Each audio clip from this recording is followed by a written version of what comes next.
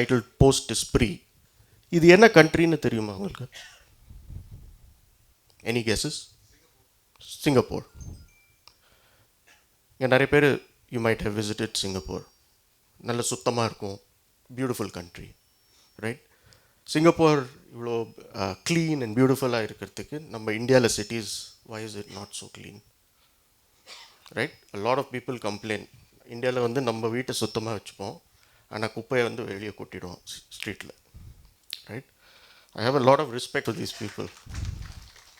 Because day in and day out அவங்க வந்து சுத்தம் செஞ்சுட்டே இருப்பாங்க. அங்கே அவங்க முன்னாடியே அவங்க க்ளீன் பண்ணும்போது அங்கே போய் யாராவது குப்பையை கொட்டுவாங்க, ரைட்?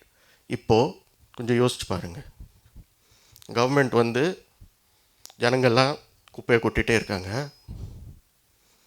கார்பேஜ் ரிமூவல் வேண்டாம், சானிடேஷன் ஒர்க்கர்ஸ் வேண்டான்னு இருந்தால் எப்படி இருக்கும் நம்ம சிட்டி?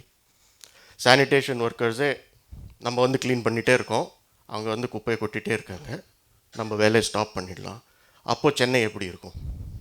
இந்த அளவுக்கு இன்றைக்கி சென்னை இப்போ compared to Bombay, compared to lot of other cities, Chennai is far cleaner. But why is Chennai the way it is? It is because of these people, right? They are continuing to do what they are doing despite the problem existing. நான் என்ன சொல்ல வரேன்னா, நம்ம இண்டஸ்ட்ரியில் problems இருக்குன்னு நமக்கு எல்லாருக்குமே தெரியும்.